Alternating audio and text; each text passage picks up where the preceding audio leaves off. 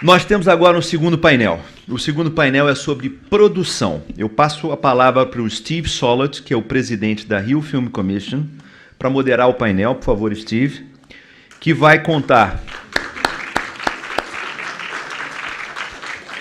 que terá o Leonardo Monteiro de Barros, que é o sócio da Conspiração Filmes.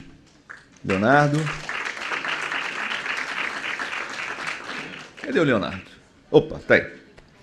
O Christian de Castro, da BVCap. A Clélia Bessa, que é diretora e sócia da Racor Produções e advisor da BPI TV. E a Simone Lahorgue, que é sócia do escritório Levi Salomão e advogado.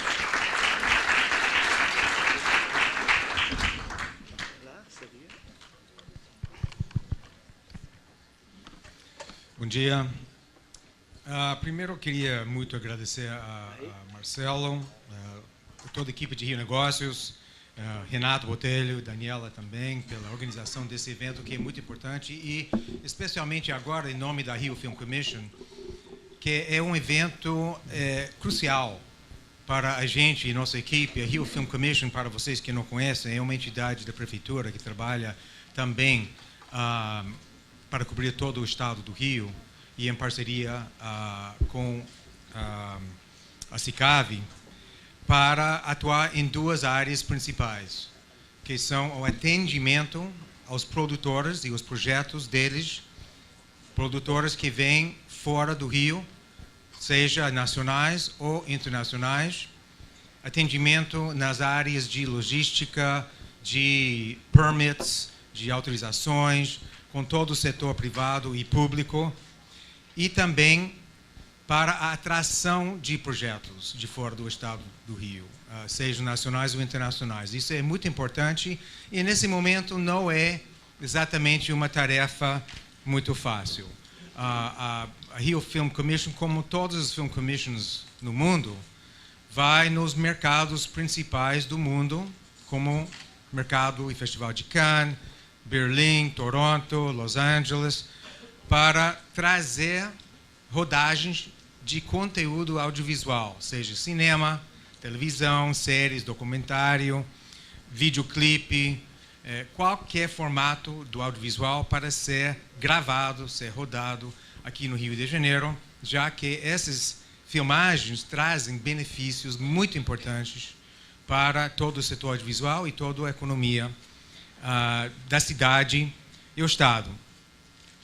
Nosso trabalho é especificamente para garantir que a experiência de filmagem na cidade e no estado seja film-friendly e que nossa cidade oferece todas as condições necessárias, não apenas logisticamente, mas também socialmente e até financeiramente, quando for possível. Aí entramos numa área delicada que, se Rio, cidade e estado, realmente é competitivo internacionalmente. Isso já foi tocado por alguns dos palestrantes, a Silvia já mencionou isso em outro contexto, mas para a gente da Rio Film Commission é fundamental. A gente vai nos mercados internacionais e a primeira pergunta dos produtores é: o que vocês oferecem?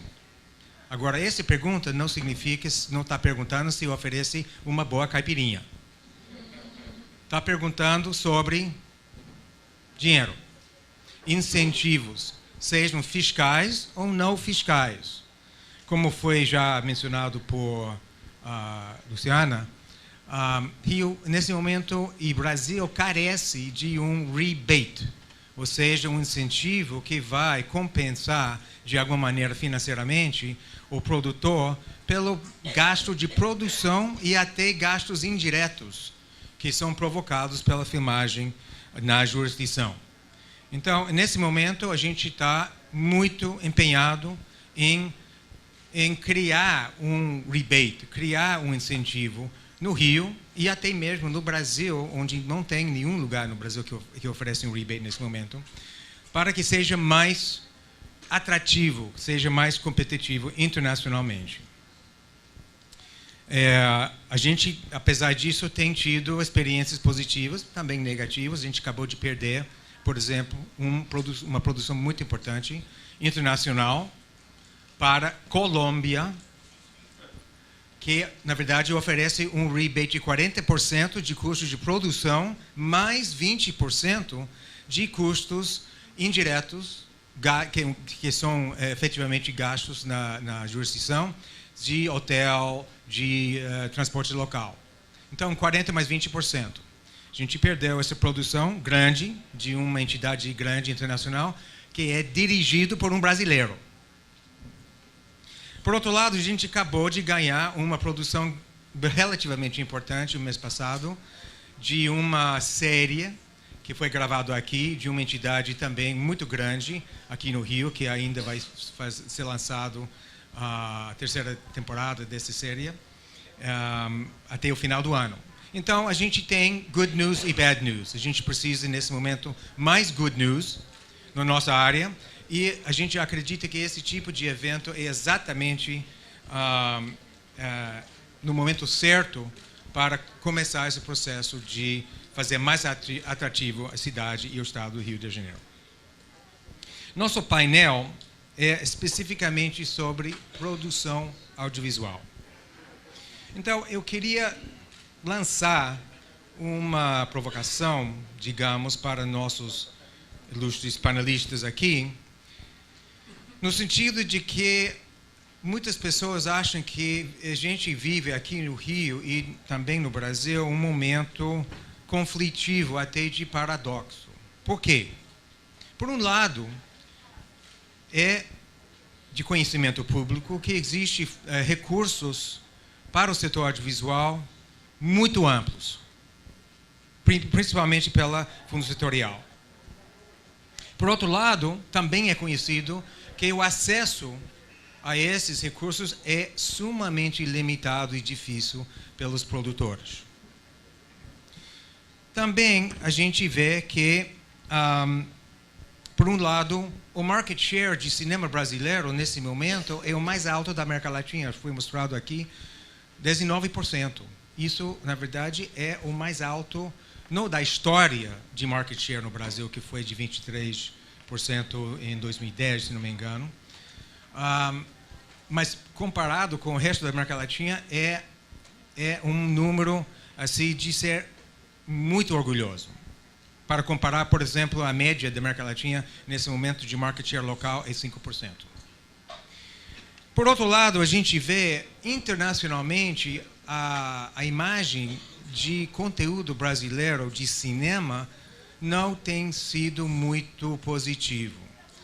E nesse último mercado de Cannes, a gente viu um filme brasileiro, na verdade, uma coprodução Brasil-Argentina, oficialmente no mercado e no festival. Enquanto que tem 2 outros países da América Latina que tiveram até 4 filmes oficialmente no mercado e no festival. Então, esses são pontos positivos e negativos que eu gostaria de deixar para nossos palestrantes tocar dentro de suas falas. Eu queria avisar que temos uma pequena mudança na ordem de palestrantes e vamos iniciar agora com a Clélia Bessa, que é produtora de cinema e televisão, conselheira da ABPI-TV e membro da diretoria do SICAV, o Sindicato da Indústria Cinematográfica e Audiovisual, que já trabalhou na TV Globo, Embrafilme, CTAV, Sinapse e é sócia da Record Produções desde 1996. Record.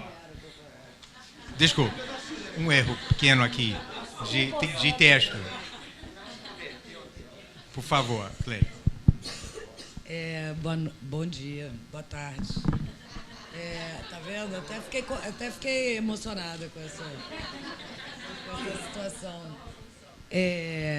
Boa tarde a todos, uma palestra ilustre, uma plateia ilustre, palestrantes ilustres.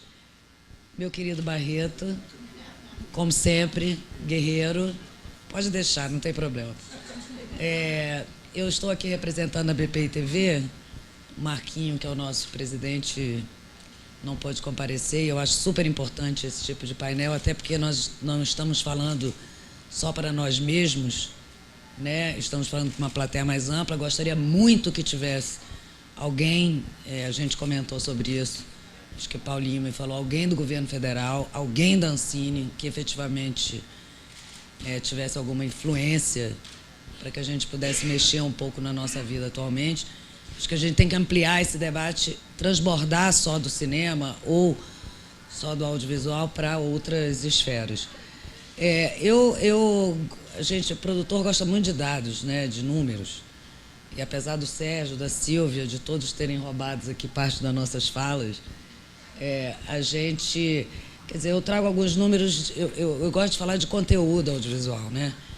Eu gosto de falar, até porque o entendimento hoje é muito diferente. Eu dou aula na PUC de cinema, é um lugar que eu uso de experiência, de laboratório. Gosto demais, e dou aula para jovens. Então, o entendimento que eles têm hoje de audiovisual é completamente diferente de quando eu fui formada no cinema, né? Quando eu entrei no cinema numa fase em que pós-Collor, em que não tinha cinema, né? A gente entrou no cinema e acabou o cinema. Acabou a Embrafilme, acabou o Concine. Então, a gente foi se virar em outras praias, na publicidade. É evidente, a Conspiração é um exemplo disso, de talentos incríveis que o cinema perdeu temporariamente para a publicidade. E a TV Globo foi um grande empregador dos nossos profissionais. Então, a gente teve que patinar de novo. A gente vinha num momento muito bom, patinou durante esse período do Collor, e depois, de um tempo para cá, com a própria lei do audiovisual, que, enfim, que foi criada, e depois, posteriormente, outros mecanismos, a gente pôde se recuperar, mas a gente tem uma defasagem, é óbvio. E isso, dentro da universidade, eu começo a sentir um outro momento, que é muito interessante, que eles já nascem com esses dados, eles já nascem com todas as operações completas, né? Então, eu peguei hoje de manhã, assim, dados do YouTube, que eu fiquei muito impressionada, que são colocados, postados no YouTube, 100 horas por minuto, 6.000 horas por ano, 6.000 por hora, né? 144.000 horas por dia. Então, é uma coisa assim, é um tráfico de conteúdo, nunca visto, né? E que aumenta a cada dia. E o que nos diferencia dessa quantidade de horas que está postada na rede, né? O que diferencia a nossa atividade?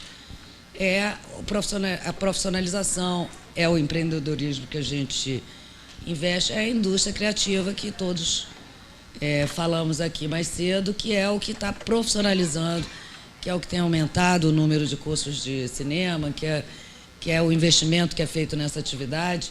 Então, é o que nos diferencia e é o que vai trazer investimento para o setor, que do entretenimento, 17 bilhões até 2015. Eu acredito que tenham poucas indústrias que têm esse tipo de investimento, e que vai nos trazer recursos para produzir para todas as telas, né? A Silvia comentou isso aqui, isso é uma tecla que eu bato bastante. A gente hoje tem o cinema, a televisão, a web, o celular e tal, e com números muito expressivos, né? Que eu também trouxe para a gente discutir, né? Que 97% da população tem televisão, 18,5 milhões de assinantes, 67% da televisão tem um computador, 84,6 milhões de usuários de internet e 273 milhões de celulares. Então, a gente tem muita tela. E nós temos todas as possibilidades de produzir conteúdo para todas essas telas, né? Eu acho que é um dado muito importante a gente acompanhar esses números, e, com certeza, com a banda larga, essa nossa vida vai melhorar bastante. Atualmente, com a Lei 12.485, em 2012 a gente teve 2.006 horas de conteúdo brasileiro na TV a cabo. Em 2013 nós temos 3.884 horas.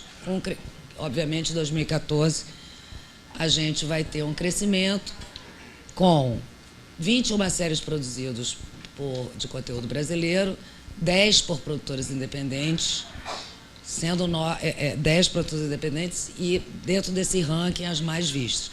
Portanto, como o cinema sempre nos deu de graça e como lição, o brasileiro gosta de ver conteúdo brasileiro. Então, é fundamental que a gente ocupe as nossas telas, né? A gente tem, atualmente, 60 canais em HD, 130 canais SD, 23 canais de espaço qualificado, 16 canais brasileiros independentes de espaço qualificado. Então, portanto, é o paraíso. Até agora eu estou dando para vocês aqui o paraíso. Esse é o nosso cenário melhor dos mundos, né? A BPI-TV tem uma atuação política muito forte para que isso aconteça. O cinema, na verdade, o cinema brasileiro já é uma tradição, é uma atividade extremamente política. Nada que avançou na nossa atividade foi por livre e espontânea vontade do setor público. Sempre houve um empenho muito grande dos profissionais de cinema, como agora a televisão também há um empenho muito grande dos profissionais de televisão que se juntam aos de cinema. Barreto aqui é um incansável, quase um senador da República em relação à nossa atividade. Ele entra com ele no Congresso, para você ver, é impressionante. Oi, senador. Oi, senador. Verdade. Então, a BPI hoje também trabalha, que a gente acha que é uma expansão do nosso mercado, todo mundo de olho no Rio, todo mundo. A gente hoje está no melhor dos mundos, no melhor momento dessa cidade. Então, a gente acha, como o Steve falou, que a gente precisa investir. A BPI tem investido, inclusive, no mercado internacional. A gente tem um programa junto com a Apex e o Ministério da Cultura, que é o Brazilian TV Producer, que capacita os nossos profissionais a participar dos mercados externos. Quer dizer, óbvio que a gente tem que ter um investimento nessa atividade de capacitação, até de roteiristas, de linguagem, né? Como é que a gente alcança esse mercado interno? Acho que o Léo vai poder falar aqui um pouco mais sobre isso. O Rio Content, aqui, que é levado pela nossa Carla, junto com a BPI TV, foi um investimento grande, o entendimento da BPI TV, que a gente tinha que ter essa troca de experiências com o mercado externo. É importante que a gente conheça que alguma coisa que deu certo, né? E, na verdade, investir no mercado global ou atuar no mercado global requer um entendimento, uma preparação desse produtor, né? É preciso que a gente tenha um modelo de negócio, uma arquitetura de negócio estendida. É necessário que o setor se prepare para fechar contrato, para que a gente tenha um entendimento como que a gente pode viabilizar as nossas produções, não só no mercado interno, que está muito apertado já. Nossos contratos são complexos, complicados, inclusive você vai falar um pouco de direito autoral, mas está ficando cada vez mais difícil para o empresário, para o produtor, se mexer nessa arquitetura, e o mercado externo pode nos dar um pouco mais de flexibilidade. Eu acredito que a gente possa ter uma estrutura financeira mais forte, a favor do produtor, a favor do autor, né? E uma vida longa para o nosso produto, porque, é evidente, a gente tem cases importantes. Vou falar só dois aqui de animação, que é o da 2D Lab, dos Andrés, que é o meu amigãozão, que já foi vendido para diversos países. É óbvio que a animação viaja com mais facilidade, mas já foi vendido para diversos países, transbordou nos seus formatos, virou peça de teatro, virou livro, virou aplicativo, então game. Então a gente precisa entender, isso é muito novo para a gente, isso é uma atividade, isso é um modelo de negócio recente, que a gente está aprendendo, apesar de todo o otimismo, e com todo o otimismo que a gente ainda tem muita dificuldade. E, para finalizar, eu vou ser muito curta, porque meus colegas podem ampliar mais essa conversa. Para finalizar, é fundamental que a Agência Nacional de Cinema tenha um entendimento e se modernize para que a gente possa ser feliz para sempre, que a gente possa realmente cumprir os nossos objetivos, para que a gente possa ser tratado e ser respeitado, ser tratado como a gente merece, como gente grande, como uma indústria que está movimentando um dinheiro bastante razoável, competitivo.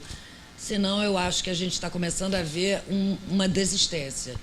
E não há nada pior para uma gestão pública do que acabar com dinheiro no caixa. Isso é uma má gestão e isso não está movimentando o mercado. Eu vou reclamar, vou bater nessa tecla. Eu sinto falta de alguém da agência aqui para que possa entender a nossa atividade, nem que seja um mantra que a gente vai batendo todo dia, toda a oportunidade que a gente tem. Até queria perguntar do Sérgio Saleitão, mentalizem, por favor, perguntar do Sérgio Saleitão o fundo automático, né? Que a gente está esperando com tanto fervor, que a Rio Filme não seja contaminada, pelo amor de Deus, por esse momento difícil da Agência Nacional de Cinema. Não estou pessimista, só queria dizer isso. Mas também acho que a gente tem que botar o pé no chão e ver exatamente se a gente não está botando muita areia no nosso caminhão e não tem onde escoar. Porque se a Rio Filme se a Ancine não nos dá, foi um ato falho, se a Ancine não nos dá a condição de trabalho, nós não vamos aguentar. Isso é um fato. Ninguém aguenta, nem a TV, nem a atividade, nem o técnico lá da ponta, nem um diretor de fotografia vai aguentar. Vai ser uma bolha que vai explodir. Então, não sou pessimista, só queria dizer isso. Tá? Muito obrigada.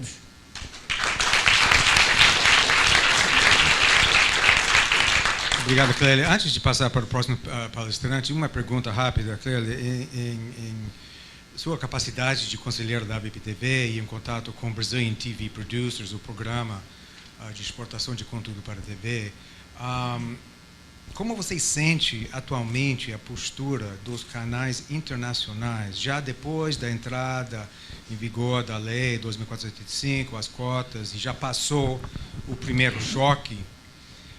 Como que você sente esse ambiente, o feeling, depois também do Rio Content Market? É positivo? Já passou? Nossa, é muito positivo. É muito positivo. Inclusive, começa a haver um entendimento muito grande nesse casamento entre os produtores e as TVs internacionais. Repito, vai ser um mantra. Tem só uma pessoa atrapalhando a nossa relação, por incrível que pareça, que é a Ancine, porque está muito difícil, porque a televisão precisa de prazo. Todos nós precisamos de prazo. Nós não podemos adiantar. As produtoras não têm uma capacidade, porque uma série de televisão de 3 episódios, assim, não custa menos de R$2 milhões com o patamar, né, acompanhando a qualidade de uma TV internacional. E a gente não tem como adiantar. A gente precisa de prazo. Se a Ancine cumprisse os prazos, nós cumpriríamos os prazos, a televisão, ficaríamos todos muito felizes. Nesse momento, o nosso maior problema não é a nossa relação, é a Agência Nacional de Cinema. Ótimo, muito obrigado, Clélia. Agora vamos passar a falar especificamente sobre coprodução internacional. Leonardo Monteiro de Barros é produtor de cinema e TV. Seus créditos de produtor incluem mais de 15 longas-metragens, como Dois Filhos de Francisco, Eu, Tu, Eles, A Mulher Invisível e a série de TV Mandrake. Ele é mestre em administração de empresas pela IBMEC e é sócio desde 1996 da produtora Conspiração Filmes, sendo hoje o responsável pelas suas coproduções internacionais de cinema e TV e atividades internacionais. Leo, por favor. Bom dia. Muito obrigado à Rio Negócios e ao Marcelo especificamente pelo convite para a Conspiração estar presente nesse painel. Queria agradecer a presença de todos nesse linda manhã de julho. Incrível. Junho, né? É que cinema a gente pensa sempre na frente. A gente sempre pensa na frente. Marcelo, na tua enquete faltou uma resposta possível acho que na pergunta 3 ou 4, qual foi o impacto da lei, da televisão nos meus negócios. Faltou a possibilidade de resposta a empresa quebrou porque o dinheiro ainda não saiu, né? Então, esse ponto que a Clélia levantou é muito importante. Há uma preocupação muito grande com a burocracia nesse tipo de anúncios grandes que são feitos e depois o dia a dia fica muito dificultado. As empresas são convidadas a participar, né, desse movimento. São embates que a gente travou, lutas que a gente teve o dia a dia fica muito dificultado. Fica aqui só o registro disso, não é o tema aqui especificamente, o nosso tema é coproduções internacionais. Quando a gente olha... Está tão longe assim, achei que estava pegando. Foi a Luciane, né? Eu achei que o microfone tinha alguma sensibilidade, que a gente... Era microfone. Eu trabalhei na indústria da música, os cantores não precisavam grudar a boca no microfone para falar. Vai ver que eu tenho esse vício. Mas, enfim, quando a gente olha para as oportunidades de internacionalização, né, de parcerias internacionais no setor do audiovisual, aparecem, em princípio, grosso modo, 5 rotas, 5 caminhos, 5 segmentos que você poderia trilhar. Um primeiro foi comentado aqui pelo Steve, que é procurar atrair produções internacionais, ou seja, as empresas são uma plataforma, uma prestadora de serviços para produções estrangeiras. Isso tem um impacto em emprego, tem impacto em renda importante, mas esse tipo de atividade depende de algumas variáveis que hoje no Brasil não estão disponíveis, na nossa visão. Tá? A primeira delas, obviamente, você tem que ser um produtor de baixo custo, para você convencer um sujeito a tirar uma filmagem, né, da França, do Novo México, para trazer para o Rio de Janeiro. Tem que ter a não ser que o produto exija que seja filmado ali, né, você tem que ter uma atratividade de custo muito grande. No momento atual, como o nosso mercado interno, no setor audiovisual, está muito aquecido pela demanda interna, os preços de serviços, de trabalho, né, e de fornecedores têm subido, além dos outros impactos que já há, de carga tributária, etc. Então, assim, o Brasil não é, isso qualquer pessoa sabe, um produtor de baixo custo. A gente tem esse problema de demanda interna que elevou os preços na cadeia de produção. A gente tem a ausência de mecanismos de atratividade, né, na linha do soft money, que a gente chama no mercado internacional, que são os rebates. Até a França, né, que oferece 20% para quem for filmar em Paris, desde que vai gastar mais de €1 milhão lá. O Porto Rico oferece 40%. Vocês conhecem o caso. A gente filmou uma parte do Velozes e Furiosos 5 aqui, mas o grosso, a maior parte da filmagem foi realizada em Porto Rico, exatamente por razões de custo. E a terceira, que é um fator estrutural também, nós temos uma moeda relativamente valorizada, né? Não é uma moeda fraca, embora ela tenha cedido em termos de recentemente, mas é uma moeda relativamente forte, que também dificulta a atratividade de serviços internacionais para cá. Óbvio que a moeda forte tem uma vantagem em um outro setor, que é particularmente o da coprodução, porque aí a participação do produtor brasileiro, relativamente no projeto, fica maior em função do valor apreciado da nossa moeda. Então, a variável moeda é menos importante, mas ela é importante para o assunto da atratividade das produções internacionais. A segunda setor, também foi comentado aqui, seria a exportação de obras prontas. Esse é uma área bastante complicada, porque, embora alguns produtos nacionais, especificamente o caso de telenovela, e algumas produções de animação, encontrem seus nichos no mercado mundial, até em muitos países, não estou discutindo o alcance desse tipo de produto.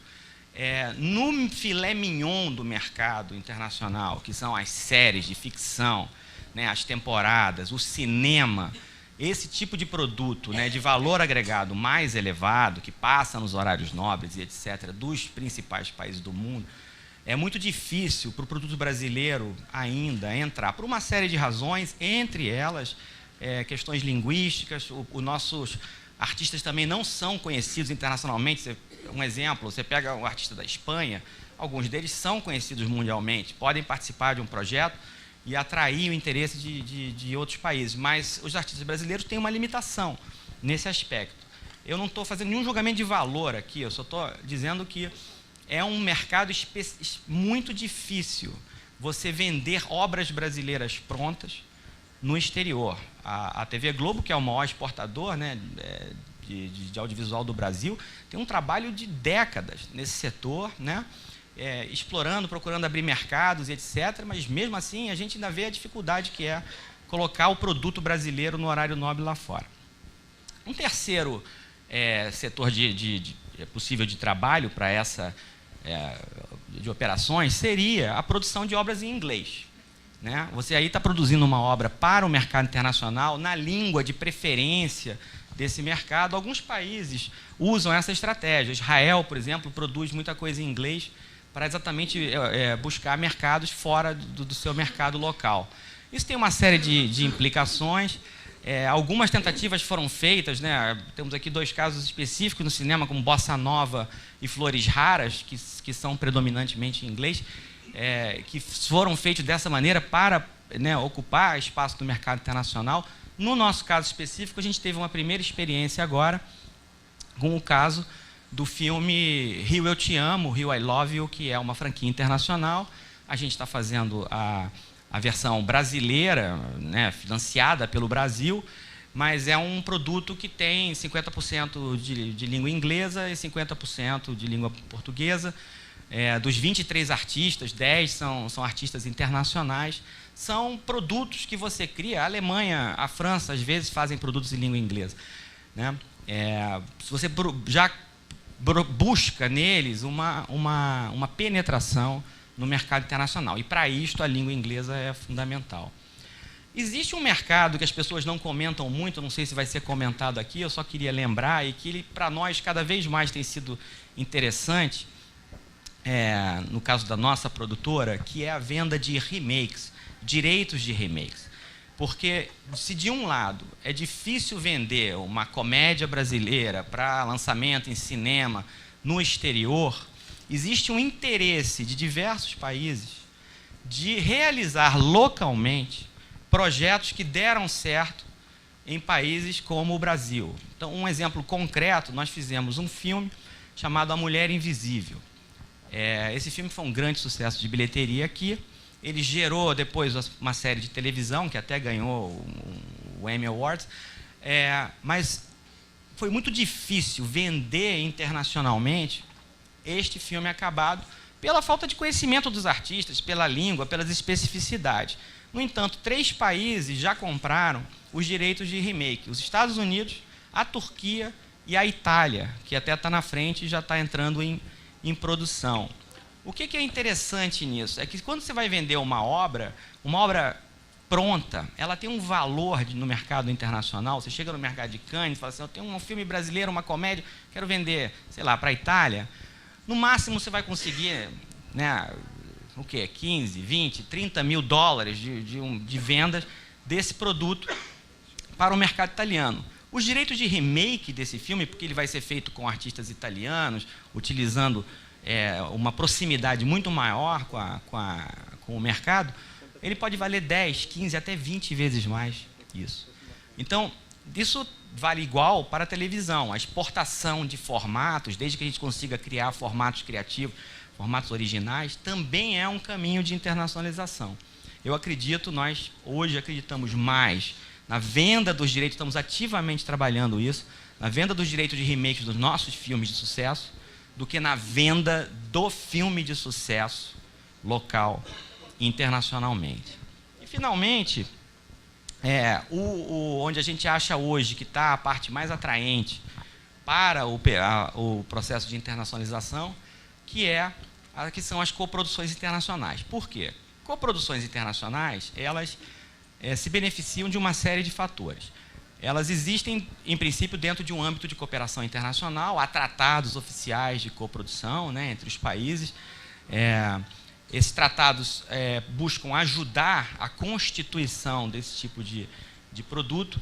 2, eles são uma reunião de esforços criativos, esforços de talentos, mas eu acho que tem 2 aspectos que são muito importantes no caso das coproduções. Um é que, quando você cria o projeto, já há uma garantia da exibição dele no país parceiro, né?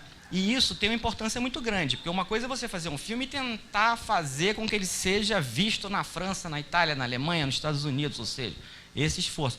No caso da coprodução, geralmente, em 90% dos casos, os países coprodutores precisam ter uma garantia da distribuição ou da exibição do produto.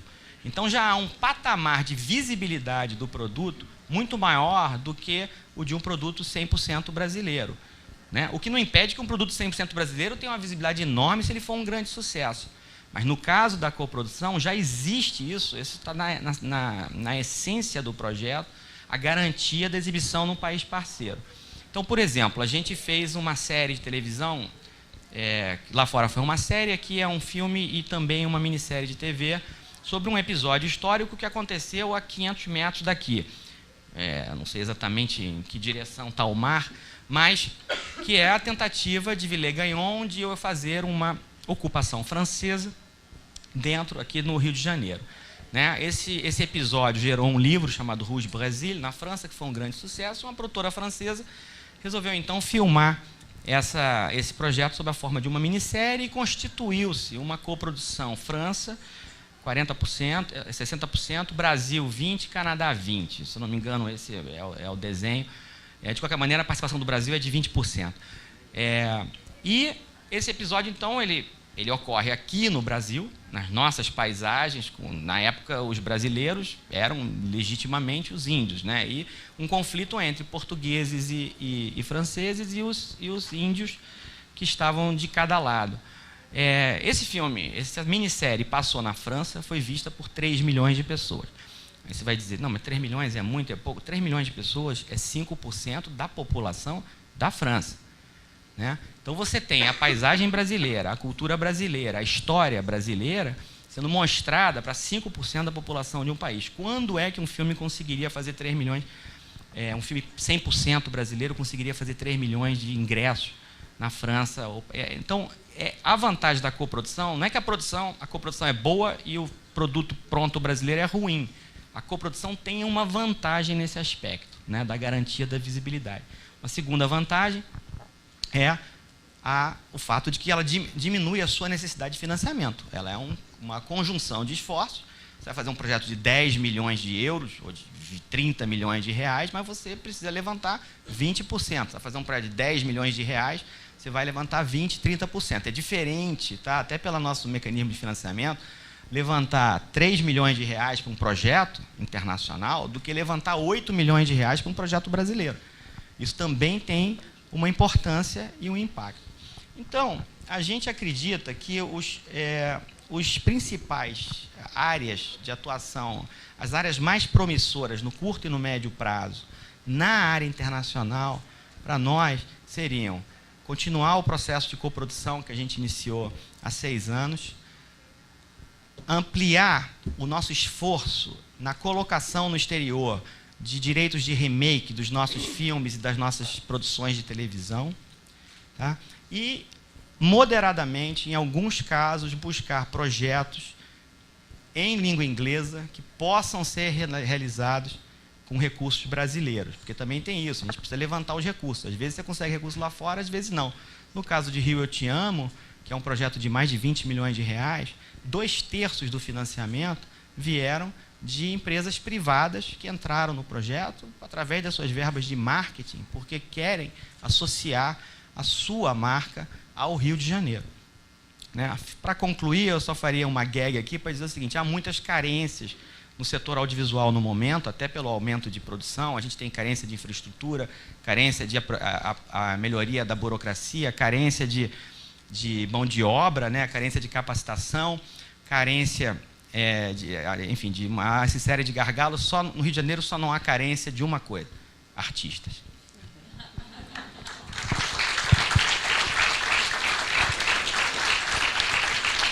Obrigado, Léo. Obrigado. Só uma pergunta rápida. Você falou de coprodução, tratados internacionais de coprodução. Se não me engano, o Brasil tem 11 tratados de coprodução com vários países.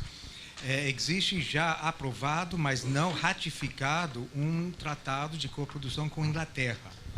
você acha isso uma novidade importante e quando que você acha que isso pode ser ratificado? Bom, ratificado eu não sei, mas o Brasil, até o passado, é imprevisível. Então, a gente evita de fazer prognóstico. Mas eu acho este tratado, eu acho particularmente importante. Eu daria prioridade a um tratado com a Inglaterra do que a um tratado com a Rússia, com a China, com a Índia, etc. Por quê? Porque ele permite a produção de obras em inglês da mesma maneira que o tratado canadense, que é muito bom. E ele permite... Primeiro porque a Inglaterra é um país de um pool de criatividade fantástico, né? As artes plásticas inglesas, a música inglesa, a cultura pop. Os compositores eruditos ingleses do século XX são incríveis. Ela tem uma vitalidade no audiovisual. Toda vez nos Emmy Awards a gente chega lá como finalista e a Inglaterra leva os prêmios, porque as séries dela em inglês são vistas por mais países. Então eu acho que é uma forma da gente ter acesso ao mercado internacional via Inglaterra. Eu acho que é um importante parceiro para nós. Essa é a minha visão. Obrigado, Léo. Agora vamos falar especificamente de dinheiro, financiamento e investimento. Christian de Castro é engenheiro de produção, com pós-graduação em Film e Television Business e mestrado em Gestão do Conhecimento na COP UFRJ. Ele fundou a BSB Cinema e produziu os filmes Senta Pua, A Cobra Fumou e Federal. E criou o primeiro Funcine pela Rio Bravo Investimentos.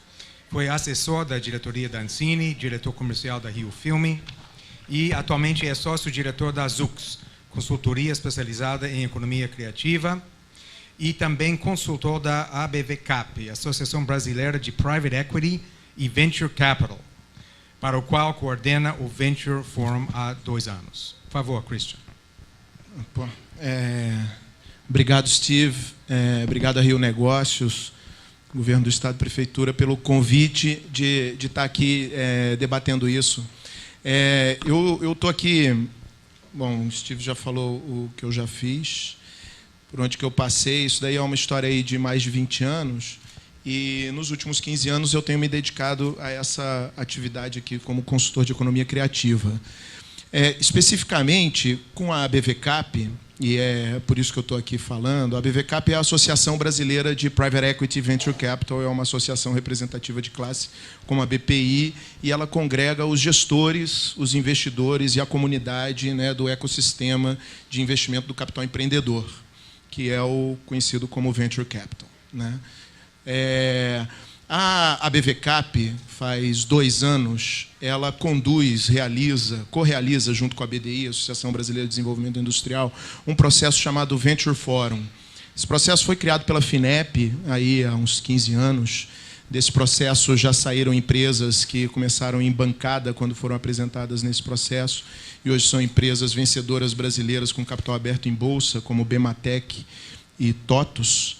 E esse é um processo de, prospecção, seleção, treinamento e capacitação de empreendedores com o objetivo deles apresentarem as suas empresas para uma plateia de investidores que são os associados da ABVCAP.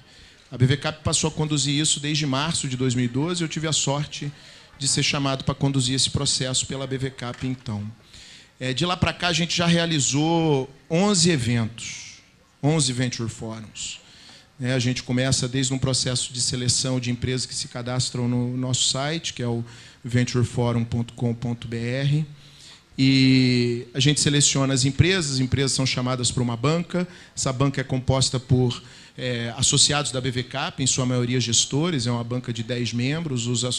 Os empreendedores fazem o pitch dos seus negócios. Tem 15 minutos para apresentar, 15 minutos de perguntas. Desses 20 empreendedores selecionados, 10 a gente separa para capacitar ao longo de 4, 5 semanas, a partir do que eles apresentaram, para eles apresentarem os seus modelos de negócio, sua necessidade de investimento, seu plano de crescimento, onde que eles vão colocar esse dinheiro, e qual a alternativa de saída para o investidor ali na frente. Para quem que o investidor vai vender esse negócio ali na frente, depois de agregar todo aquele valor e provocar todo aquele crescimento que o empreendedor tem a expectativa de acontecer.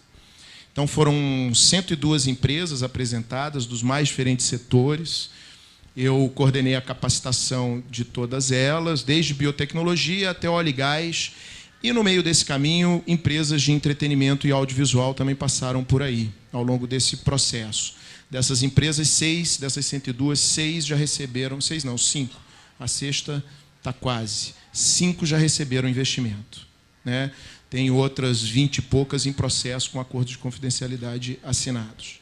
Então, ao longo desse processo de 2 anos, eu, pela minha relação com o audiovisual e tal, quando eu fui chamado, eu logo coloquei, eu tenho essa atividade como consultor. Eu preparo empresas, né? Eu trabalho estruturando modelo de negócio, plano de negócio para as empresas, e eu faço isso. Então, eu quero provocar essa aproximação que começou lá atrás, junto com a Rio Bravo, com o RB Funcine 1, que é um dos sócios da Conspiração, né, produtora líder no mercado, e essa é uma visão que a gente tem desde lá de trás, né, quando o Sérgio era assessor da diretoria do BNDES, com a criação do Procult, com a Luciane, então, do Decult, com a Luciane. Então, ao longo desse processo, sempre assumi isso como uma visão, porque em lugar nenhum do mundo o mercado de produção de conteúdo funciona sem uma participação muito ativa, constante e criativa do mercado financeiro ali dentro. O audiovisual, o conteúdo, ele é um intangível na essência, ele é uma opção. E quem lida com derivativo, e eu trabalhei com derivativos quando eu trabalhei no mercado financeiro, você entende que um filme ele é uma opção, né, que pode virar pó a qualquer momento. Só que vai uma quantidade enorme. O prêmio dessa opção, para quem conhece mercado, em princípio a gente tem uma plateia de investidores aqui, o prêmio dessa opção ele é caro, né? Então, demanda uma estrutura financeira para mitigar esses riscos ao longo desse caminho. E há uma indústria, como a indústria de infraestrutura, que tem o tal seguro de performance para garantir a entrega da obra. Porque esse é o primeiro risco do nosso negócio, a performance, a entrega. Por isso que a empresa responsável pela produção ela é tão importante. Então, ao longo desse processo do Venture Forum, algumas empresas de audiovisual apareceram mostrando a sua necessidade de capital, investimento, para poder encarar essa transformação que o nosso mercado está passando. Eu não vou entrar nos números, porque os números já foram mostrados aqui. Isso daí é uma demanda. Só uma coisa, a gente coloca 90 filmes por ano no cinema. Isso são 2 horas por filme, são 180 horas por ano, né? Isso gera um mercado aí da ordem de 1,5 bilhão, 1,6 bilhão de faturamento na boca do ingresso do cinema, né? Não é um mercado muito grande, se você for pensar em termos de investimento. Agora, quando você vai para a televisão e de uma hora para outra surge uma necessidade de conteúdo de 3 horas e meia por semana, são 52 semanas, só aí você já varou o cinema. Se você bota 50 canais aí, você multiplicou esse negócio por 200, 300 em termos de necessidade. Não tem, aí sim, agora a gente tem um mercado.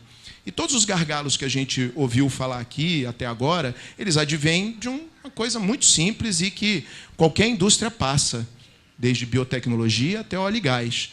Você tinha um mercado, você passa a ter um mercado forte, só que você não tem uma indústria estruturada para isso. E os gargalos aparecem disso. E a gente tem que atacar os gargalos, e os gargalos estão aparecendo de uma maneira mais pujante hoje por conta disso. É muito engraçado para o investidor, quando ele está olhando, e a empresa e o mercado de tecnologia vive isso com o FINEP, que tem os grants para tecnologia, e os processos são muito parecidos, né? Que você tem um órgão governamental que coloca 400 milhões no mercado, ele tinha um bi para colocar. Tudo bem, mas ele colocou 400 milhões no mercado, e isso passa a ser um problema. Então, para fazer isso atuar, é lógico que problemas existem, a gente tem que atuar, problemas trabalhistas ocorrem, os termos de ajuste de conduta estão aí, foram feitos dentro da indústria de tecnologia e na indústria da moda, que são caracteristicamente indústrias que vivem de propriedade intelectual, como o nosso negócio, né? Então, os problemas existem, a gente tem que atuar. Mas o nosso mercado ele é fragmentado. Como a gente viu, tem 5.000 produtoras. As maiores produtoras não faturam mais de 150 milhões de reais, né? Faturam em torno disso, em torno de 150 milhões de reais. Elas funcionam com uma estrutura de mais de 100 funcionários. Para dar um exemplo, a Europa Corp, que é o maior estúdio francês, ele fatura 150 milhões de euros e tem uma estrutura de 35, 40 funcionários. Isso advém de todos esses problemas que a gente coloca aqui. Mas existe uma coisa que está acontecendo hoje, surgiu um mercado, tem uma demanda, tem dinheiro para produzir, tem o Procult do BNDES, que é uma linha de financiamento que, se você fala para qualquer um no mercado que tem uma linha de financiamento com as condições do Procult, onde parte é não reembolsável, parte é reembolsável, uma taxa de juros de entre 5% e 7% ao ano, com prazo de 8 anos, 3 para pagar, pergunto, quanto tem para tomar desse negócio? Né? Quanto tem para tomar desse negócio? Só que tem um gap aí. E é um gap que aparece em todo o mercado empreendedor brasileiro. Que o empreendedor, ele não sabe, e não sabe mesmo, conversar com o investidor. Ele não sabe apresentar para o investidor aquilo que o investidor quer ouvir. Que, assim, o teu histórico, tudo bem, o teu histórico está aprovado ali, você tem uma DRE, você tem o teu plano de negócio. O que você faz, o que você quer fazer, qual é a inovação que você propõe dentro desse mercado, você tem capacidade de crescer nesse mercado, esse mercado é crescente, você tem uma equipe boa, né? Qual é o teu plano, quanto você precisa para fazer o quê, qual vai ser o resultado disso lá na frente, e dali a 8 anos, para quem que eu vendo esse negócio ganhando 10, 20 vezes mais do que eu coloquei. Qual é o teu plano para atacar esse mercado? E muitas vezes o empreendedor ele não consegue articular esse plano de uma maneira coerente. Isso não é exclusividade do empreendedor de audiovisual. Isso acontece com todos. Tanto que a média de conversão de investimento de qualquer fundo, o Pantuso aqui analisou, o Criatec 1 analisou 1.600 empresas e investiu em 36. Isso é 2,5%. Primeiro gargalo é quem sabe falar a mesma língua. Então, tem que aprender a falar a mesma língua. Esse é o primeiro ponto. Isso para qualquer empreendedor. E o Venture Forum faz isso. Então, como consequência, apareceram algumas empresas de audiovisual no meio do Venture Forum. E isso gerou uma curiosidade pelo mercado. Os gestores que participavam de bancas e viam aquelas empresas de audiovisual que eventualmente passavam, outras não. Vem cá, mas que mercado é esse? A gente tem essa visão de que o incentivo tem uns maus exemplos. Então, mas como que isso funciona? A gente sabe que tem alguns bons exemplos, que investidores estão muito satisfeitos. O Tropa de Elite é um baita de um caso de sucesso, né? O Fernando Prado foi CEO do Garantia e do CS First Boston. O irmão do Marcos foi responsável pela estruturação e por parte do fundraising do Tropa de Elite 2, que a gente teve a sorte de estruturar lá na Rio Filme com o Sérgio no início. Ele foi o melhor investimento daquele ano. Foi a melhor TIR de investimento daquele ano, foi o Tropa 2. Para qualquer investidor que fosse. E o Fernando Prado alardeou isso para Deus e o mundo. Então, quando você tem isso acontecendo dentro do mercado, você tem casos de sucesso como a Conspiração, que tem 2 investidores financeiros. Você tem a Mixer, que tem investidor financeiro. Então, quando você tem esses bons exemplos dentro do mercado, isso daí repercute. E daí, quando a gente chega numa situação que tenha esse cenário interno com um aumento da base violentíssimo de uma hora para outra, dentro de um ambiente global, porque aí hoje, a gente falando de conteúdo, o conteúdo é global, o Léo colocou isso aqui, como fazer. No ambiente global, a gente vê hoje que existe uma radical mudança do modelo de negócio. A história do Netflix, a Amazon, que é uma retail company, começa a produzir conteúdo para vender, lança o aparelho para você assistir televisão e vai construir um device para você assistir em 3D aquilo na tua frente. Então, isso é uma transformação que está acontecendo. A GoPro está indo à IPO agora, a GoPro, a maquininha, que até ontem não existia, passou a surgir agora, está indo à IPO. E o que está fazendo ela entrar? Ela é uma empresa de tecnologia, retail, que vende equipamento de captação, mas ela está construindo uma área de conteúdo. O maior vendedor da GoPro é o Kelly Slater. O maior vendedor da GoPro é o Kelly Slater. Meu filho é um surfista, o cara não acorda todo dia sem ver um vídeo do Kelly Slater no site da GoPro. Então, assim, quando isso acontece com um moleque de 17 anos e que pega onde todo dia o cara vai lá, não, é a GoPro, e ele quer uma GoPro para ele, para filmar. Então, isso muda radicalmente o modelo de negócio, né? Então, globalmente, o que a gente vê? Vê as empresas de infraestrutura e tecnologia vindo cada vez mais para o conteúdo. Então, Time Warner Cable, a AT&T comprando DirecTV, comprando, vindo cada vez mais para baixo nessa cadeia, né? Comprando produtora, Liberty Media e Discovery, comprando a All3 Media, que é uma baita de uma produtora inglesa.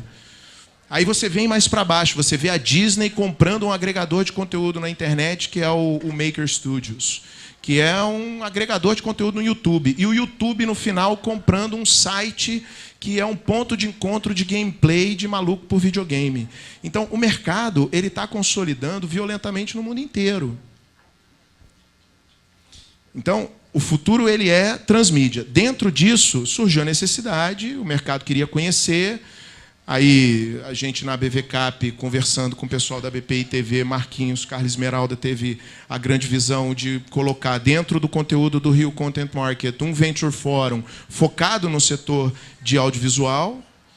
Né? A gente apresentou 12 empresas, treinou, capacitou 12 empresas. A banca foi um negócio muito bacana, Pantuso participou, tem outros gestores aqui que participaram, tem empresas aqui que participaram da banca. Né? A BNDES deu uma força muito grande para a gente, Luciano e equipe. A gente mostrou isso, apareceram 12 empresas, e hoje você tem boa parte dessas empresas conversando com possíveis investidores nos seus modelos e planos de negócio, porque eles souberam articular como conversar, né? Como apresentar o seu negócio. Né? E a consequência disso foi o que a Luciane falou, quando você mostra... Porque o grande medo do gestor é o seguinte, vem cá, tem ativo, tem empresa? Esse é o primeiro ponto, tem empresa suficiente para a gente investir? Porque o mercado tem, a indústria tem, mas tem ativo. E desse ativo tem equipe, ou seja, tem gente capaz de fazer. E aí a última derivada é, esses caras querem ter um sócio? Esses caras querem ter um sócio, eles querem ter governança dentro do seu negócio. Aí a gente entra na última linha aí, que é governança, que é a capacidade de você gerir com sócios e com relatórios e com planejamento e olhar para frente. Problema, gap de financiamento existe em qualquer negócio que vive de gerenciamento de projeto. Então, no Brasil, essa indústria de financiamento, de gap financing dentro do nosso mercado, é uma indústria que está se formando agora porque a gente não tem histórico, a gente não tinha uma indústria, né? A gente não tinha um mercado. Agora a gente tem um mercado possível de ter indústria, a gente tem vários players, a gente tem a televisão entrando como um player importante dentro desse negócio e a produção independente fazendo parte disso. Então, isso faz com que os produtores deixem a lógica do projeto para a lógica do gerenciamento de projeto, gerenciamento de carteira de projeto, da multiplicidade de carteira de projeto, da identificação do que o mercado quer, de ter um comercial ativo que converse com os canais que são os compradores e pautem a sua pesquisa e desenvolvimento. Por que surgiu a GoPro? A GoPro não surgiu porque era um maluco, porque o cara viu a necessidade. Pô, eu estou aqui, eu quero registrar esse negócio, e tem um monte de amigo que quer registrar esse negócio. Então, fazer um negócio porque eu quero, não, mas porque o mercado necessita, essa interlocução entre comercial e marketing, o P&D, ela é isso para qualquer indústria. De novo, nanotecnologia, a óleo e gás é mais dado porque a cadeia está estabelecida. Então, o que a gente viu dentro dessa indústria? As empresas dentro desse mercado e das empresas que aparecem. Tem um mercado forte, capacidade de entrar, mas existe um gap nas empresas, que é normal, que é um gap de investimento para a estruturação de pesquisa e desenvolvimento, investimento em pesquisa e desenvolvimento, para a criação de propriedade intelectual capaz de ser escalável. E escalável é isso que o Léo falou. Vender remake, né? Vender a capacidade de fazer um Homeland, fazer uma sessão de terapia, fazer um The Killing, propriedades que circulam no nosso território, você vende o produto e depois escala o formato. Isso é propriedade intelectual também em qualquer mercado de base tecnológica. E aí é que cola com a tese do Criatec em cima de você ter alguma coisa de TI associada ao mercado de produção. Então, é investimento em pesquisa e desenvolvimento, comercial e marketing, e estrutura de gestão e governança. Então, isso para lançar a bola, e hoje, com o BNDES fez essa chamada pública, a gente, pela primeira vez, tem a oportunidade de ter a economia criativa. E quando o pessoal cita aqui a Inglaterra viu isso antes, a força da economia criativa no ambiente de desindustrialização no mundo inteiro, porque o parque fabril industrial de todo mundo vai ser na China. já é na China, então tem que resolver isso de alguma forma, né? Então vamos partir para a criatividade. Então o que a gente tem de 2,7, que é o número que o Sérgio colocou do PIB em economia criativa no Brasil, na Inglaterra é mais de 5%, porque eles partiram antes. Agora, a gente tem a oportunidade de correr atrás, porque a gente tem um mercado, tem demanda, tem dinheiro. O dinheiro demora? Demora, mas vamos ser criativos financeiramente para cobrir esse gap. E isso faz tendo um cara que manje disso junto contigo, com capacidade de estruturação financeira, porque é possível.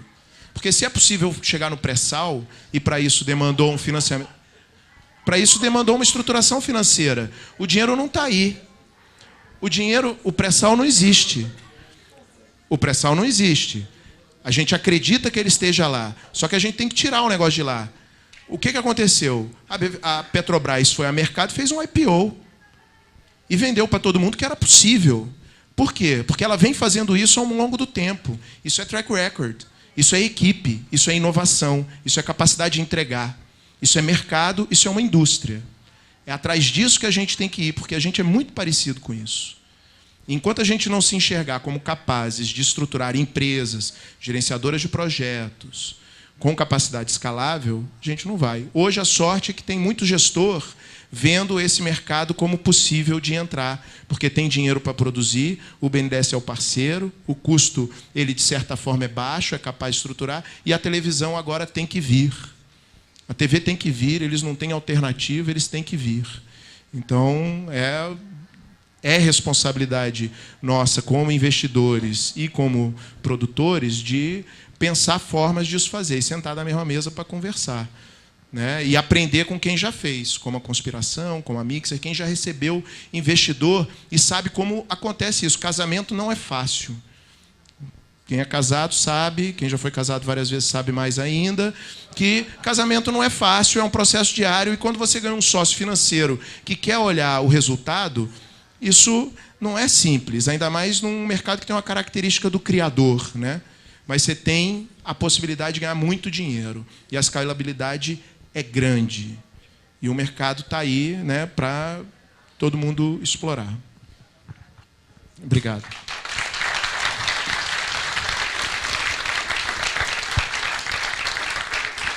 Muito obrigado, Christian. Agora vamos passar diretamente para o tema que é a base de toda a nossa indústria audiovisual, que é a propriedade intelectual e também o licenciamento e licenciamento do conteúdo em si. Simone Lahorgue Nunes atua em diversas áreas relacionadas com a área de entretenimento e especificamente áreas de direito esportivo, mídia e propriedade intelectual. Ela foi diretora jurídica do Banco Boa Vista e das organizações Globo, onde ficou por 11 anos, tendo atuado em todas as áreas do direito do entretenimento, bem como nas áreas societária e contratual. Simone é professora da Escola dos Magistrados do Estado do Rio e também integra a International Bar Association, onde é Vice Chair do Technology Law Committee. Além disso, ela atua em várias capacidades em relação à OMP, a Organização Mundial de Propriedade Intelectual, inclusive árbitra e também na Corte Arbitral de Esporte. Então, Simone, por favor.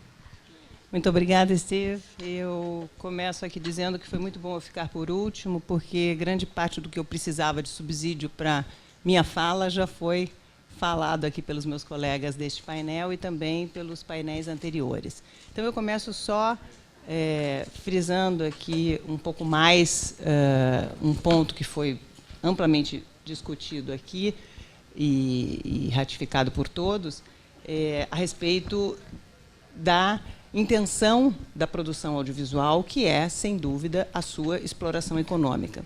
E isso pode parecer uma afirmação boba e inútil, mas eu gosto de começar sempre falando sobre isso, porque eu tive a oportunidade de participar de diversos painéis acerca de audiovisual, propriedade intelectual, desenvolvimento econômico e propriedade intelectual, produções televisivas durante aí a minha vida, vários, inclusive, na Organização Mundial da Propriedade Intelectual. E, em alguns momentos, eu escutei de representantes do governo brasileiro que discutiam arduamente comigo, dizendo que a criação não precisa de proteção. Então, é importante que eu coloque a minha posição, a minha humilde posição aqui, no sentido de que esses personagens do governo insistiam dizendo que o artista ele cria pelo prazer de criar. Eu digo, sim, certamente você vai ter um pintor que pinta e não está pensando em vender o quadro, porque ele é o próprio deleite dele fazer aquela obra e deixar na parede do quarto dele, ou dar para a mãe dele, enfim. Mas a indústria só se desenvolve quando o investimento tem retorno. E aqui eu só fiquei escutando essa manhã inteira como é que esse retorno vem, como é que esse retorno vem numa indústria audiovisual que ainda está em desenvolvimento, que tem, na minha visão, um potencial enorme, mas, obviamente, que esse investimento quer ter retorno. Ninguém investe, a começar nós pelas nossas finanças, nenhum de nós investe sem pensar no retorno, a não ser que seja uma atividade sem fins lucrativos e uma doação que nós resolvamos fazer. Então, e é nesse ponto que a gente começa, então, a falar do licenciamento. O licenciamento nada mais é do que a própria exploração econômica dessa obra, da obra que foi produzida, que teve um investimento, que teve ou a própria produtora colocando seu dinheiro, ou o dinheiro incentivado, ou um terceiro que resolveu investir naquele produto, que é um produto criativo, para que depois, no final, tenha o seu retorno. Muito bem. Então, quando nós falamos em licenciamento, nós estamos falando sobre todas essas capacidades de exploração, de comercialização da obra audiovisual. Eu não gosto muito da palavra de licenciamento, porque a palavra de licenciamento ela está muito mais ligada à propriedade industrial, quando se fala do licenciamento de marcas. Mas a própria legislação, a nossa lei de direito autoral, ela não é muito precisa. Nós já vamos ver este ponto. Então, quando nós falamos na exploração, no licenciamento de uma obra audiovisual, nós estamos falando em todas as possibilidades de licenciamento, de transferência dos direitos dessa obra nos meios de comunicação social e nos produtos físicos que nós todos conhecemos. Um importante ponto aqui, já do início, que também eu imagino que seja básico para muitos de vocês que estão aqui, que são conhecedores da indústria, mas é a estrutura de janelas da indústria audiovisual. E eu tive a oportunidade de ter uma reunião na Ancine, onde eu justamente discutia isso com um cliente estrangeiro, que discutia a viabilidade de observância de uma instrução normativa da Ancine que diminuía a primeira janela de exploração da obra audiovisual. E a Ancine simplesmente dizia, não, eu não quero que o estrangeiro que tem essa primeira janela se beneficie por mais do que tantos anos. E nós tentávamos explicar que é importante para o retorno, o investimento final da obra, que as janelas sejam mantidas, porque senão você diminui a vida útil daquela obra, a exploração, e, portanto, o retorno do investimento para aquele que colocou dinheiro, produziu ou simplesmente investiu na obra. Então, todos nós sabemos a importância, e falando aqui da obra audiovisual cinematográfica, apenas como exemplo, nós começamos nas salas de exibição, depois vamos para o pay-per-view, depois VOD, depois vamos para aviões, DVDs, varejo, canais premium de TV por assinatura, canais básicos, TV aberta, e depois reprises de TV aberta. Então, é importante que nós entendamos que essa cadeia, o percurso dessa cadeia em ordem, ela visa o quê? Visa o maior aproveitamento econômico daquela obra. No que diz respeito aos aspectos, alguns aspectos jurídicos importantes da exploração da obra. A obra cinematográfica, televisiva, é uma obra audiovisual, como todos nós sabemos. A nossa lei de direito autoral, que mais adiante eu gostaria de tecer alguns comentários, porque nós estamos num momento bastante importante a respeito dela, mas ela mesmo confunde um pouco as nomenclaturas quando ela fala em a possibilidade de transmissão dos direitos de exploração da obra, e ela se utiliza de diversos termos jurídicos para fazer referência a isso: licenciamento, cessão, concessão, e, no final das contas, ela poderia ter utilizado apenas um termo, que é a transferência do direito de exploração dessa obra, né? Então, por isso, eu acho que talvez a utilização do termo licenciamento como um termo genérico, que em direito, embora não seja, mas acabou sendo vulgarmente utilizado dessa forma.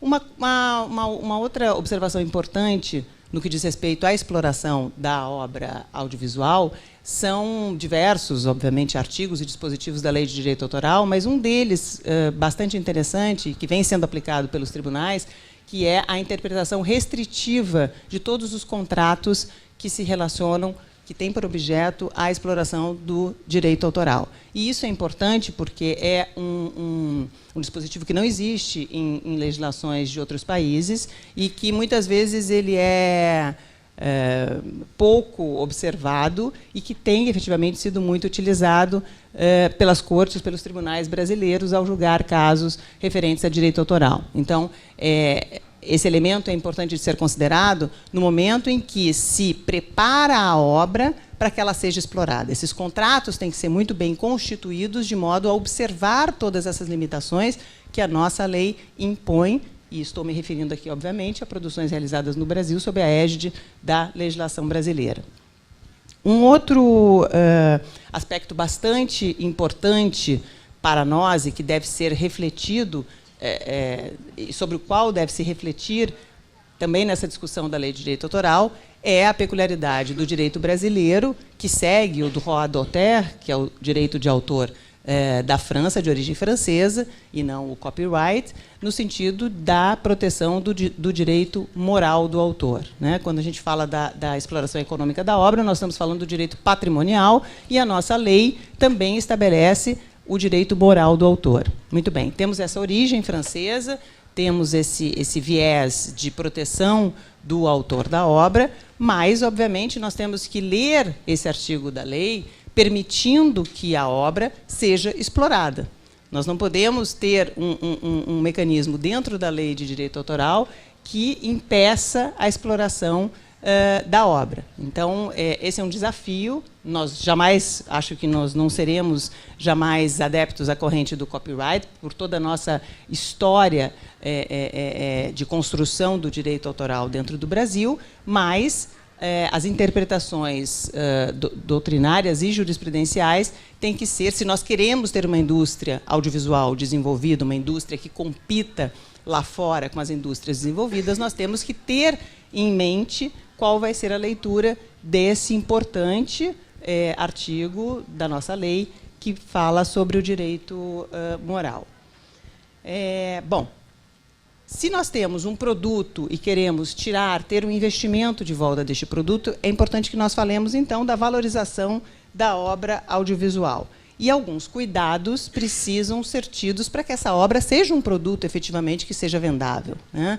Eu tenho atuado bastante, tanto para clientes brasileiros quanto estrangeiros, eu diria até que talvez mais para estrangeiros, e por diversas vezes há um interesse muito grande dos clientes estrangeiros no investimento em obras nacionais, mas eles temem pela perfeição e pela adequação dessa obra, desse produto, de modo que eles possam vender e explorar o produto lá fora sem que tenham riscos de serem acionados em função de imperfeições que venham dentro da obra audiovisual brasileira. Algum colega aqui comentava a respeito ainda da pouca formalidade, dos problemas da legislação trabalhista, que são muitos,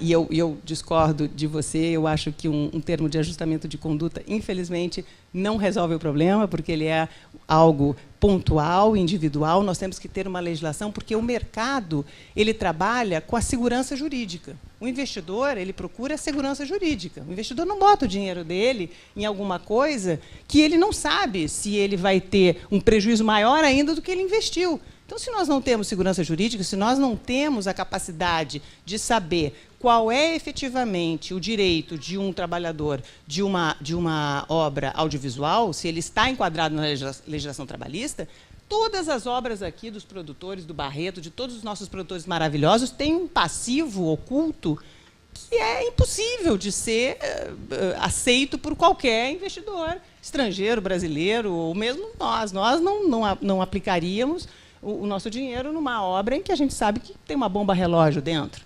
Então, a previsibilidade jurídica é fundamental para qualquer tipo de investimento.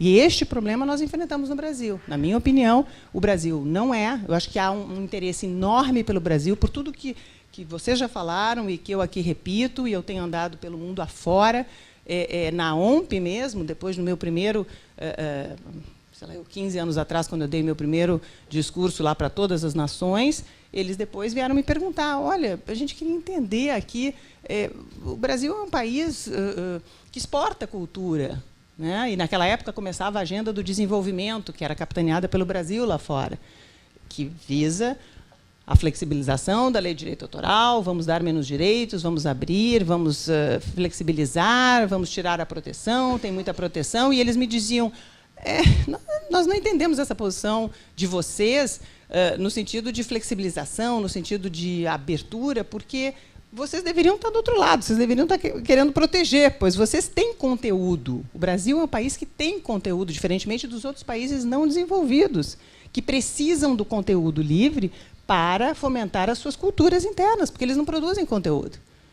E aí eu me vi numa situação de dizer, olha, eu, na realidade, aqui não estou falando em nome do governo, eu fui convidada justamente para que a indústria brasileira se manifeste, porque hoje a situação, hoje naquela época, e infelizmente acho que ainda hoje, a indústria tem uma posição e o governo tem outra posição. É isso que acontece com a gente, né? Então, a gente precisa ter uma convergência maior dessas posições, porque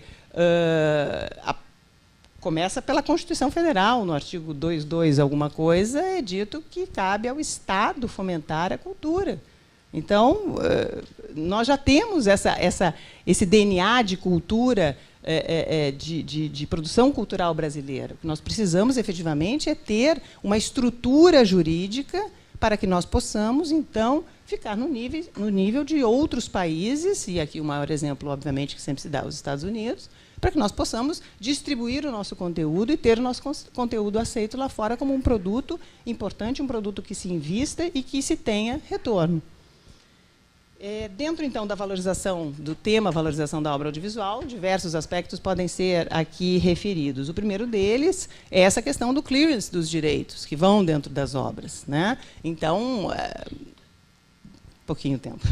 Esse é o problema de ficar por último, né? Então, nós temos toda essa dinâmica de entendimento se essa obra, efetivamente, não traz um risco, um passivo oculto muito grande. E eu vou rapidamente aqui, porque vou pular alguns pontos, e já quero chegar nos 2 pontos aqui que eu reputo muito importantes, que é o ponto da pirataria, né? Eu acho que há também uma compreensão um pouco distorcida, infelizmente, do governo brasileiro no que diz respeito à pirataria, e o que mais me chocou foi quando, no exemplo aqui da Tropa de Elite, num outro seminário que eu também participava, que eram os debates democráticos para a mudança da lei de direito autoral, né? Enfim, deixar o meu comentário aqui maldoso para outra hora. E nós conversávamos sobre a lei de direito autoral, e um representante do governo disse, isso está gravado, está nos anais aí de todos esses congressos, disse que, na realidade, era uma promoção para o filme Tropa de Elite ter sido colocado na internet, que isso era fantástico e que isso ia aumentar muito a vendagem do filme, e que o produtor deveria estar feliz da vida, porque... E aí eu disse, olha, se realmente você acredita nisso, a nossa discussão, o nosso debate acabou por aqui, porque realmente isso não faz sentido, né? Quem é aqui, a não ser que você pense que o Tropa de Elite é um filme da Disney que os nossos filhos veem 55 vezes, né? Porque você viu uma vez, você não vê a segunda, nem a terceira, nem a quarta, nem a quinta. Então, enfim, são coisas desse tipo que eu acho que tiram do Brasil a credibilidade e do produto brasileiro a capacidade de competir lá fora. Nós temos os melhores talentos, a criatividade, nós temos um potencial enorme de um país maravilhoso para ser explorado lá fora.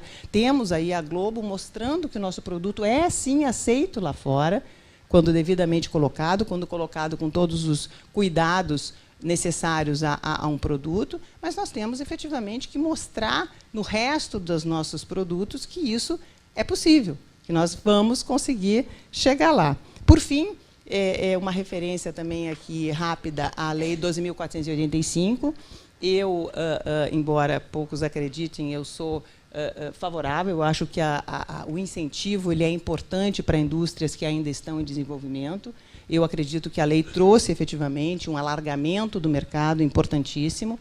Agora, que isso seja compreendido pelo mercado como uma oportunidade de qualificação, como um incentivo, efetivamente, a nós nos fortalecermos, e não como uma ajuda que vai me carregar para o resto da vida, e, portanto, agora eu tenho um mercado, eu tenho milhões de...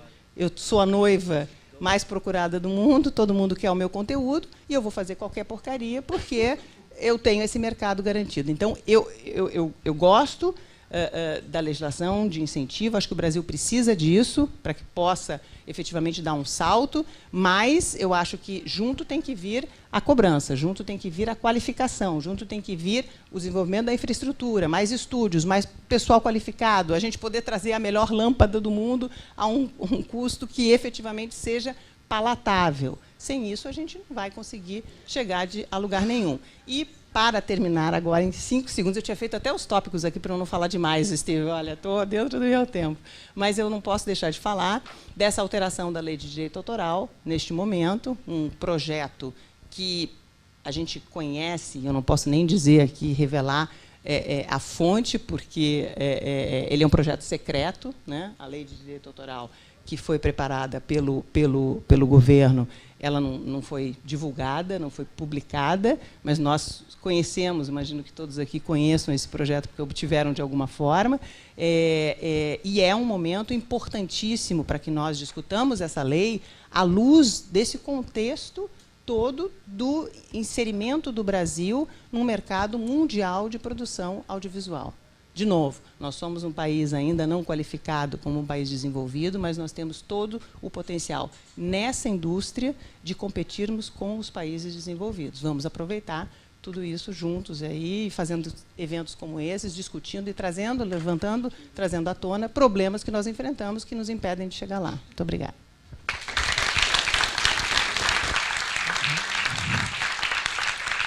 Obrigado, Simone. E eu peço desculpas pela falta de tempo, infelizmente está esgotando. A gente tem esse relógio digital vermelho na nossa cara aqui.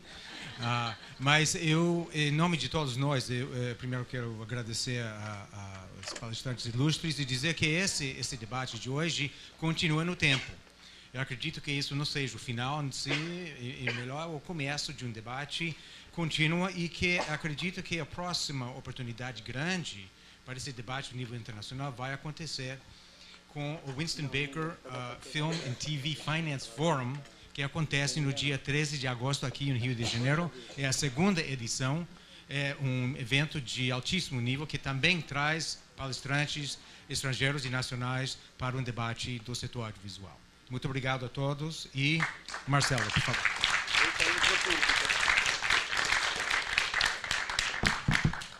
Obrigado, Steve. Obrigado, Leonardo, Christian, Clélia e Simone. Temos a seguinte situação. Nós temos um painel que é de esportes e mídia. Dois dos debatedores não poderão se estender, que é a minha intenção em determinado ponto, dado que são 1h30 da tarde, era fazer um break de almoço, mas 2 não podem participar, não podem prosseguir. Então, eu peço desculpas, eu acho que é um tema importante. Fiquem à vontade também, nós temos o buffet lá fora, vocês podem ir, voltar, mas infelizmente, para atender, dado as circunstâncias, a gente vai fazer o painel agora.